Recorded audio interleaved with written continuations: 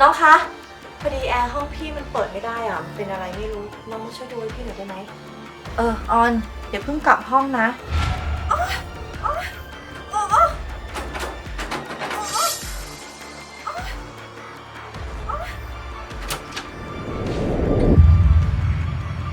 บ๊ายบายนะปี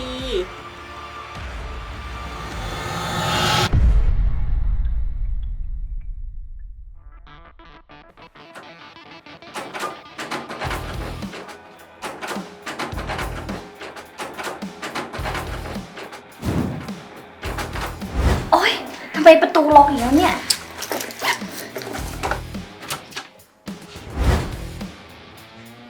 บ๊ายบายนะปี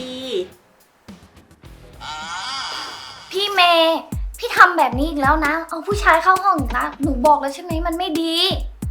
อะไรที่มันไม่ดีก็นานๆทีไหมคะคุณน้องพี่ไปอาบน้ำก่อนนะจ๊ะฝากเก็บเตียงด้วยเนาะจ้ะ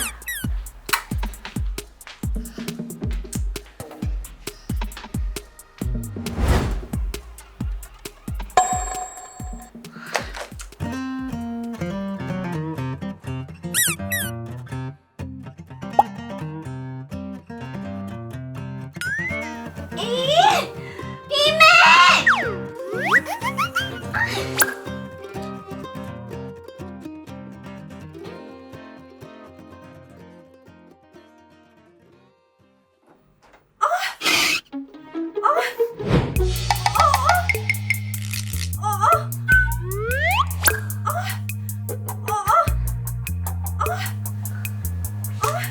พี่เมย์พาผู้ชายมาห้องอีกแล้วเหรอเนี่ย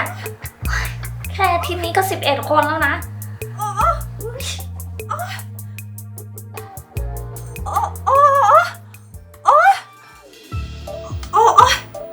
พี่ครับ ผมว่ามันช้ำขนาดนี้ต้องไปหาหมอแหละครับ ไม่เป็นไรค่ะขอบคุณนะคะที่มาส่ง ครับ โอ๊ย ผมขอตัวก่อนครับ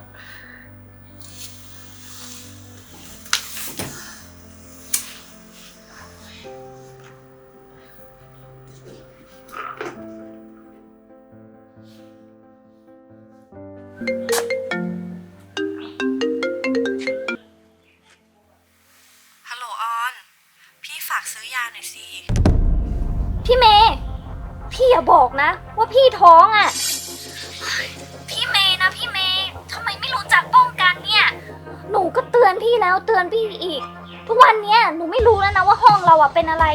หรือว่าเซเว่นผู้ชายเข้ามามันซ้ำหน้าเลยเนี่ยเดี๋ยวฝากซื้อยานวดพี่ขาแพง อ้าวยานวดหรอคะโอเคค่ะ เดี๋ยวหนูซื้อเข้าไปให้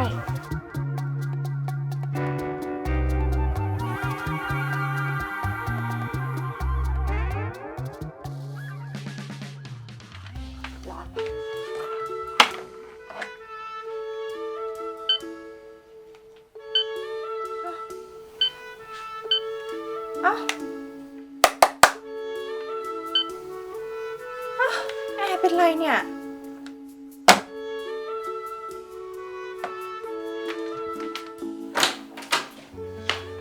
น้องคะพอดีแอร์ห้องพี่มันเปิดไม่ได้อ่ะมันเป็นอะไรไม่รู้น้องมาช่วยดูให้พี่หน่อยได้ไหม ได้ครับ เป็นไงบ้างคะซ่อมได้ไหมน้อง อืม น่าจะซ่อมไม่ได้ครับ คอมเพรสเซอร์มีปัญหา สงสัยคงต้องเปลี่ยนแล้วครับ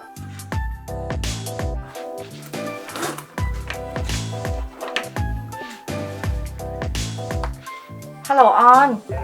พี่เมย์หนูกำลังจะกลับพี่จะกินอะไรไหมออนเดี๋ยวเพิ่งกลับห้องนะแอร์เสีย พี่เมย์นะพี่เมย์มีหนุ่มๆมาที่ห้องหนูแน่เลย แกยังไม่ต้องไปส่งนะ ไปคาเฟ่ก่อน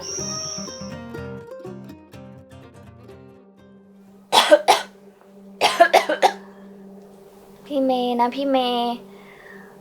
หนูอ่ะก็ไม่ได้อยากซ้ำเติมพี่นะ ก่อนอ่ะ หนูก็เตือนพี่แล้ว แต่พี่ก็ไม่ฟัง แล้วตอนนี้เป็นยังไงล่ะ พ พ่อแม่ก็ต้องมานั่งเสียใจอับอายขายขี้หน้าชาวบ้านไปทั่ว ยังดีนะ ที่สมัยนี้เขามียากระตุ้นภูมิคุ้มกันอะโอ๊ยพูดแล้วก็โมโห กินยาก่อนนะพี่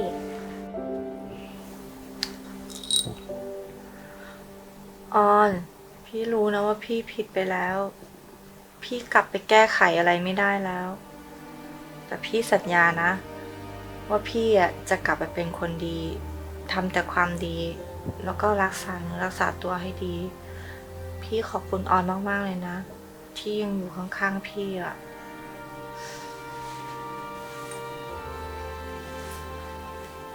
พี่เมย์พูดอะไรอย่างนั้นล่ะ ก็เราสองคนเป็นพี่น้องกัน ก็ต้องดูแลกันสิพี่ พี่รีบกินยาก่อนนะ น้ำค่ะ